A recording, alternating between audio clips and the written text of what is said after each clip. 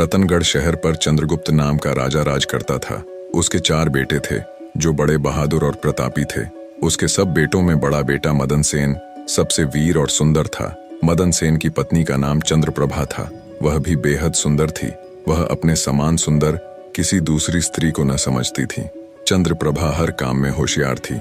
गाना भी उसे खूब आता था। एक दिन की बात है कि मदन सेन के पिता अर्थात राजा ने उसे उसकी किसी खता पर नाराज होकर देश निकाला दे दिया। राजा का हुक्म सुनकर जब चिंतित मदन सेन महल में आया तो मदन सेन को उदास देखकर उसकी पत्नी ने पूछा, आज आप उदास क्यों हैं? मदन सेन बोला, अब तुमसे क्या कहूँ, आज पिताजी ने मुझे 12 वर्ष के लिए देश निकाला दे दिया है, इसीलिए मैं तुमसे विदाई मांगने आया हूँ। यह सुनते ही चंद्रप्रभा गश खाकर गिरी और बेहोश हो गई। उसकी ये हालत देखकर मदन सेन के रहे सहे होशो हवास भी जाते रहे। वह सोचने लगा, मैंने बहुत बुरा किया जो अपनी पत्नी को सब कुछ बता दिया। मदन सेन ने जब चंद्रप्रभा पर गुलाब जल छिड़का तो उसे होश आया। होश में आकर चंद्रप्रभा ने मदन सेन से कहा, हे प्यारे, आप मुझ दासी को छोड़कर परदेश चले जाएंगे तो मैं आपके बिन कैसे जी पाऊंगी? मैं भी आपके साथ ही चलूंगी। तब मदन सेन ने कहा, तुम मेरे साथ कैसे चल सकती हो, क्योंकि परदेश में अनेक प्रकार के संकट भोगने पड़ते हैं और तुम नर्म व नाजुक गलीचों पर चलने वाली, महलों में रहने वाली उन दुखों को कैसे बर्दाश्त कर पाओगी? चंद्रप्रभा ने कहा, हे प्राणनाथ, महल के सुख आपके बगैर जंगल के दुखों से भी अधिक भयानक प्रतीत होंगे। इससे अच्छा तो यही है कि मैं भी आपके साथ ही चलूं। मदन सेन ने सोचा कि चंद्रप्रभा मेरे बगैर नहीं रह सकती, इसलिए मुझे यह शोभा नहीं देता कि इसको तड़पता छोड़कर चला जाऊं। बेहतर यह है कि इसे भी साथ ले चलूं। इस विचार के मन में आते ही मदन सेन ने अपनी पत्नी से कहा, अच्छा, तुम उदास मत हो, मैं तुम्हें अपने साथ ही ले चलूंगा। मदन सेन की बात सुनकर चंद्रप्रभा बड़ी प्रसन्न हुई और अपने पति के साथ जाने की तैयारियों में जुट गई। अगली सुबह चंद्रप्रभा और मदन सेन शहर से निकलकर एक जंगल में पहुंच गए। जब चलते चलते थक गए तो एक उचित जगह देखकर वे एक बरगद के वृक्ष के नीचे विश्राम करने लगे। वे बहुत अधिक थके हुए थे, अतः ठंडी हवा के झोंकों ने उन्हें नींद की वादी में पहुंचा दिया। मगर कुछ देर बाद ही एक सांप ने रानी को डस लिया। सांप के डसते ही रानी तड़पने लगी। मदन सेन की आंख खुली तो रानी को तड़पते देखा। सांप को जाते देखकर मदन सेन बेचैन हो गया। कुछ देर बाद रानी विष के प्रभाव से मर गई। मृत रानी को देखकर मदन सेन ऊंचे स्वर में विलाप करने लगा। उसका रोना धोना सुनकर जंगल के जीव जंतु गुर्राने लगे। मैं जीकर क्या करूंगा, इसी जंगल में प्राण त्याग दूंगा। ये मन में विचार कर वह रानी की लाश के पास से उठा और जंगल से लकड़ियां बीनकर इकट्ठी करने लगा। वह लकड़ियां इकट्ठी करता जाता और रो रो कर कहता जाता था, रानी की चिता में मैं भी जल जाऊंगा। संयोगवश शिव पार्वती जी पृथ्वीलोक का भ्रमण करते हुए उसी जंगल में आ पहुंचे। पार्वती ने जब मदन सेन के रोने की आवाज सुनी तो उन्हें बड़ी दया आई। उन्होंने शिव से कहा, हे प्रभु, कोई मानव हृदय विदारक स्वर में रो रहा है। उसके रोने से मेरा हृदय कांप रहा है। आप मुझ पर दया करके उसका दुख दूर कीजिए। पार्वती की बात सुनकर शिव ने कहा, हे प्रिय, मैं तुमको इसीलिए तो अपने साथ नहीं ला रहा था, क्योंकि संसार में हर प्रकार के दुखी मनुष्य हैं। हम किस किस का दुख दूर करेंगे? तब पार्वती ने कहा, हे स्वामी, कुछ भी हो, इसका दुख तो आपको अवश्य ही दूर करना पड़ेगा। पार्वती की बात सुनकर भगवान शिव माता पार्वती को अपने साथ लेकर वहां आए जहां मदन सेन करुण विलाप कर रहा था। शिव ने मदन सेन से पूछा, तू क्यों रोता है? तुझको क्या दुख है? मदन सेन ने कहा, मैं आपको अपने दुख का हाल कैसे सुनाऊं? मुझे इतना दुख है कि यदि धरती फट जाए तो मैं उसमें समा जाऊं। मदन सेन की बात सुनकर भगवान शिव को दया आ गई और उन्होंने उससे कहा, तू हमसे बता कि तुझे क्या दुख है? तब मदन सेन ने कहा, महाराज, मैं रतनगढ़ के राजा चंद्रगुप्त का बेटा हूँ। मेरे पिता ने मुझको देश निकाला दे दिया, इसलिए मैं और मेरी पत्नी इस जंगल में आ गए। यहाँ आकर मेरी पत्नी सर्प के डसने से मर गई। अब उसका विरह मुझसे सहन नहीं हो रहा है, इसलिए मैं लकड़ियां एकत्र कर रहा हूँ ताकि अपनी प्यारी पत्नी के साथ ही जल मरूं। मदन सेन की ऐसी दुख भरी बात सुनकर शिव बोले, ऐ राजकुमार, संसार में आवागमन लगा ही रहता है। एक न एक दिन सबको शरीर छोड़कर जाना होता है।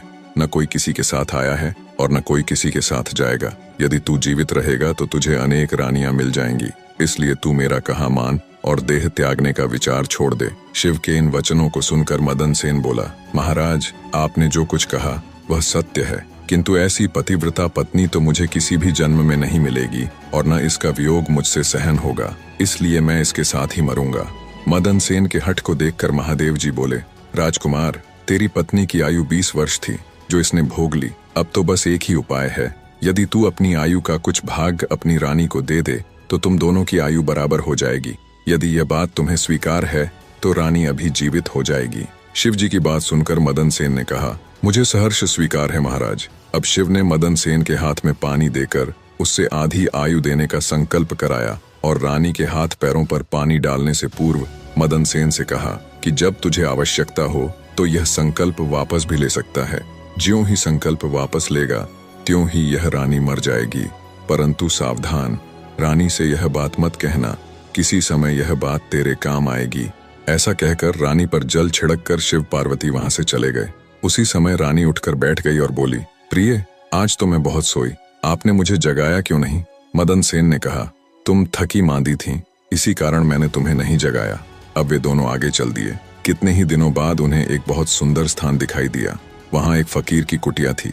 जब वे दोनों वहां पहुंचे तो उन्होंने देखा कि एक सुंदर नौजवान फकीर बैठा हुक्का पी रहा है। वे दोनों थके हारे तो थे ही, अतः फकीर के पास बैठ गए। उसी समय राजकुमार ने रानी से कहा, रानी, मुझे प्यास लगी है, तुम कहो तो मैं जाकर कुएं से पानी पी आऊं, और अगर तुम्हें भी प्यास लगी हो तो तुम्हारे लिए भी लेता आऊंगा। यह सुनकर रानी ने कहा, मैं तो प्यासी नहीं हूं, आप जाकर पी आइए। मदन सेन डोल व रस्सी लेकर कुएं से पानी पीने चला गया। उधर मदन सेन पानी पीने गया, इधर चंद्रप्रभा और फकीर की निगाहें चार हो गईं। वह फकीर से बोली, फकीर साहब, आप तो यहाँ बड़े ऐश में रहते हैं। फकीर बोला, तुम भी यहाँ रहो और ऐश करो। चंद्रप्रभा कहने लगी, फकीर साहब, आपके साथ रहने को दिल तो कर रहा है, मगर मेरा पति मेरे साथ है, इसलिए मैं आपके साथ किस प्रकार रह सकती हूँ? फकीर ने कहा, किसी तरह अपने पति को कुएं में धकेल दो, फिर हम ऐश करेंगे। फकीर की बात सुनकर चंद्रप्रभा ने कहा, अच्छा, मैं ऐसा ही करूंगी। तभी मदन सेन पानी पीकर रानी के पास आया तो रानी कहने लगी, मैं भी प्यासी हूँ, मुझे भी पानी पिला लाओ। तब मदन सेन ने कहा, मैंने तुमसे पहले ही पूछा था, तब तुमने मना कर दिया था। खैर, अगर तुमको प्यास लगी है तो मैं अभी पानी लेकर आता हूँ। जब मदन सेन पानी लाने चलने लगा तो रानी कहने लगी, मैं भी तुम्हारे साथ चलती हूँ। फिर वह भी उसके साथ चल पड़ी। बेचारा मदन सेन तो उसके प्रेम में पागल हुआ पड़ा था।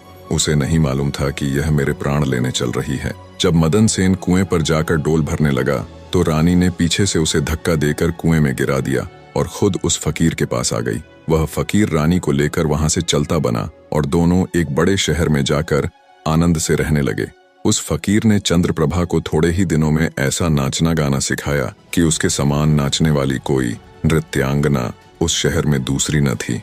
वह सारे नगर में प्रसिद्ध हो गई। इस प्रकार रानी के नाचने गाने के कारण वह फकीर लाखों रुपये का मालिक हो गया। रानी उस फकीर के साथ बड़े ऐश से रहने लगी। जिस समय रानी ने मदन सेन को कुएं में धकेला था, दैव योग से एक जंजीर जो कुएं में लटकी हुई थी उसके हाथ में आ गई। मदन सेन उसको पकड़कर कुएं में लटक गया और ईश्वर को याद करके सोचने लगा कि मैंने रानी को जीवन दान दिया और रानी ने मेरे साथ यह विश्वासघात किया। क्या यही मेरे प्यार की सजा है? उसी दिन बंजारों का एक काफिला उस स्थान पर आकर ठहरा।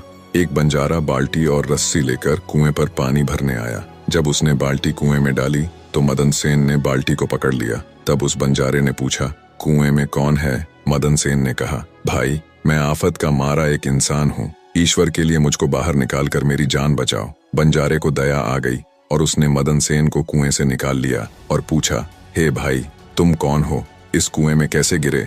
मदन सेन ने शुरू से लेकर आखिर तक सारा वृतांत बंजारे के सामने कह सुनाया। बंजारा उसकी नेकी और रानी की करतूत सुनकर अफसोस करते हुए बोला, त्रिया चरित्र जाने नहीं कोय, खसम मार कर खुद सती होए। यह कहकर बंजारे ने मदन सेन को सीने से लगा लिया और बोला, तुम किसी प्रकार की कोई चिंता न करो, भगवान बड़ा कारसाज है, वह सब भला करेगा। अगर चाहो तो तुम हमारे लश्कर में हमारे साथ रह सकते हो। मदन सेन ने उसके साथ रहना स्वीकार कर लिया। संयोगवश बंजारों का वह लश्कर कुछ दिनों के बाद उसी शहर में आया जिसमें रानी चंद्रप्रभा फकीर के साथ रह रही थी। उस शहर को देखकर मदन सेन ने बंजारे से कहा, भाई, मेरी इच्छा कुछ दिन इस शहर में रहने की है। यदि आपकी आज्ञा हो तो कुछ दिन मैं इस शहर में बिता लूं। मदन सेन की बात सुनकर बंजारा बोला, तुम्हारी जैसी मर्जी हो, मुझे कोई आपत्ति नहीं है। मदन सेन बंजारे से विदा लेकर शहर में किसी काम की तलाश में घूमने लगा। कुछ दिनों बाद उसकी मेहनत रंग लाई और उसे एक बड़े व्यापारी के यहाँ नौकरी मिल गई। वह व्यापारी के यहाँ रहने लगा और बड़ी लगन और परिश्रम से अपने कर्तव्य का निर्वाह करने लगा। मदन सेन की कर्तव्य निष्ठा और परिश्रम को देखकर उसे अपने यहाँ मुनीम बना लिया। अब मदन सेन के दिन चैन से गुजरने लगे। एक दिन उस नगर के राजा के यहाँ चंद्रप्रभा के नृत्य का आयोजन हुआ। राजा ने शहर के तमाम बड़े व्यापारियों और सेठ साहूकारों को अपने यहाँ इस नृत्य का अवलोकन करने को आमंत्रित किया। जिस दिन चंद्रप्रभा का नृत्य था, शहर के सब व्यापारी और सेठ साहूकार राजा के यहाँ पहुंचे। मदन सेन ने भी रानी के नृत्य और गायन की बड़ी तारीफ सुन रखी थी। उसने अपने मन में सोचा कि इस नर्तकी का नृत्य अवश्य देखना चाहिए। यही सोचकर मदन सेन भी राजा के यहाँ जा पहुंचा। रानी चंद्रप्रभा साज श्रृंगार करके नृत्य करने के लिए खड़ी हो गई। उस समय वह अप्सरा के समान सुंदर नजर आ रही थी। मदन सेन अपने मालिक के पास बैठा था। रानी ने नृत्य शुरू किया और एक ठुमरी उसने उस महफिल में गाई। चंद्रप्रभा ने ऐसे कई राग बड़े ही सुंदर ढंग से अपनी सुरीली आवाज में गाए। उसे सुनकर महफिल के सब लोग वाह वाह करने लगे। राजा से लेकर प्रजा तक सबने उसे ढेरों इनाम दिए। मदन सेन ने भी अपने हाथ की अंगूठी, जिसमें हीरा जड़ा हुआ था, उतारकर रानी चंद्रप्रभा को भेंट कर दी। रानी चंद्रप्रभा ने अंगूठी को पहचान लिया और मन ही मन कहने लगी, बड़ा गजब हो गया, जो यह कमबख्त अब तक जिंदा है और यहाँ आ पहुंचा है, अब यह मुझे जिंदा नहीं छोड़ेगा। अब तो कुछ ऐसा उपाय करना चाहिए जिससे कि यह मारा जाए। फिर उसने अपने दिल में उपाय सोचा, इससे बेहतर और कोई उपाय नहीं हो सकता कि एक तड़पती कड़कती रागिनी गाऊं और राजा को रिझाऊं। फिर जब राजा खुश हो जाए तो राजा से इसे मरवाने की आज्ञा का वचन ले लूं। यह बात अपने मन में सोचकर रानी चंद्रप्रभा ने लचकती हुई रागिनी गानी शुरू की। रानी की इस बसंत की बहार को सुनकर राजा बहुत खुश हुआ। वह चंद्रप्रभा से बोला, हम तुझसे बहुत प्रसन्न हैं, बोल क्या मांगती है, जो मांगेगी तुझे मिलेगा। चंद्रप्रभा ने कहा, यदि आप मुझ पर प्रसन्न हैं तो पहले वचन दीजिए कि मैं जो मांगूंगी आप मुझे देंगे। चंद्रप्रभा की बात सुनकर राजा ने उसे वचन दे दिया। तब चंद्रप्रभा ने राजा से कहा, आपकी इस सभा में मेरा एक चोर है, इसी समय आप उसे मरवा दीजिए। राजा ने कहा, चोर को मेरे सामने ला। तब रानी ने मदन सेन का हाथ पकड़ा और उसे राजा के सामने ले आई। राजा ने कहा, इसे जल्लादों के हवाले कर दो। ये सुनकर जल्लाद मदन सेन का हाथ पकड़कर उसे मारने के लिए ले जाने लगे। उसी समय मदन सेन का मालिक व्यापारी घबराकर मदन सेन के पास आया और उससे पूछा, तूने इस नर्तकी का क्या चुराया है जिसकी वजह से यह तुझे मरवाना चाहती है। मदन सेन ने अपने मालिक से कहा, मैंने इसका कुछ नहीं चुराया, बस तुम इस राजा को मेरी दो बातें सुन लेने के लिए राजी कर लो तो मेरी जान बच जाएगी।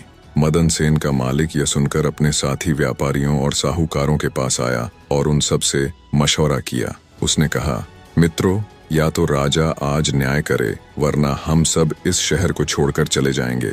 यह सलाह मशवरा करके सारे व्यापारी राजा के पास आए और कहने लगे, राजा साहब, हमारा मुनीम निर्दोष ही मारा जा रहा है। वो कहता है कि राजा ने मुझे मारने की जो आज्ञा दी है सो मुझे भी राजा की आज्ञा से मरना स्वीकार है, लेकिन मेरी दो बातें सुन ली जाएं। राजा ने व्यापारियों की बात सुनकर कहा, ठीक है, मुनीम को लेकर आओ। मदन सेन को लाया गया। राजा बोला, तुम जो कुछ भी कहना चाहते हो वह मेरे सामने कहो। मदन सेन ने कहा, मैंने क्या दोष किया है जिसके कारण आपने मुझे मृत्यु दंड दिया है। राजा ने कहा, तू इस नर्तकी का चोर है। ये सुनकर मदन सेन ने कहा, मैं इस नर्तकी का चोर नहीं हूँ, मैं तो इसका पति हूँ। यह मुझे कुएं में धकेल कर एक फकीर के साथ चली आई है। तब चंद्रप्रभा ने कहा, महाराज, मैं इस चोर झूठे को क्या जानूं कि यह कौन है। फिर मदन सेन बोला, राजा साहब, अगर यह मेरी पत्नी नहीं है तो जो कुछ चीज मैंने इसे रास्ते में दी थी यह मेरी वो अमानत मुझे लौटा दे। तब रानी ने कहा, मुझे स्वीकार है। मदन सेन ने कहा, अच्छा, अपने हाथ में पानी ले, मेरा तेरा न्याय इसी सभा में होगा। पानी लेकर कह कि जो वस्तु इसने रास्ते में मुझे दी थी वह मैं आज इसे वापस करती हूँ। तब रानी ने अपने हाथ में पानी लेकर कहा, जो वस्तु इसने मुझे रास्ते में दी थी वह मैं आज इसे वापस करती हूँ। यह कहकर रानी ने जैसे ही अपने हाथ से संकल्प का पानी छोड़ा वैसे ही रानी के प्राण पखेरु उड़ गए। ये देखकर सब लोग आश्चर्यचकित रह गए। राजा ने घबराकर मदन सेन से कहा, यह क्या हुआ, इसके पीछे क्या राज है, पूरी बात बताओ। तब मदन सेन ने अपने बारे में राजा को बताना प्रारंभ किया और अपने पिता द्वारा देश निकाला दिए जाने से लेकर अब तक का सारा हाल सबके सामने कह सुनाया। सारी बातें सुनकर राजा ने मदन सेन को अपने सीने से लगा लिया। मदन सेन की सच्चाई और धर्मपरायणता ने राजा का दिल जीत लिया। उसने खुश हो अपनी इकलौती पुत्री का विवाह मदन सेन के साथ कर दिया और उस फकीर को फांसी लगाने का हुक्म दिया। निष्कर्ष, इस प्रेरणादायक कहानी से हम मदन सेन और रानी चंद्रप्रभा की जीवन यात्रा के माध्यम से सत्य, धर्म और कर्म की महिमा को समझेंगे। मदन सेन, जो एक धर्मपरायण व्यक्ति है, अपनी सच्चाई और ईमानदारी के बल पर जीवन की चुनौतियों का सामना करता है। दूसरी ओर चंद्रप्रभा अपने झूठ और धोखाधड़ी के कारण अपनी विनाशकारी नियति को प्राप्त करती है। यह कथा हमें यह सिखाती है कि झूठ और अधर्म से कभी स्थायी सफलता नहीं मिलती। सत्य की राह पर चलने वाले को भले ही कठिनाइयां आएं, परंतु अंततः सत्य और धर्म की विजय होती है।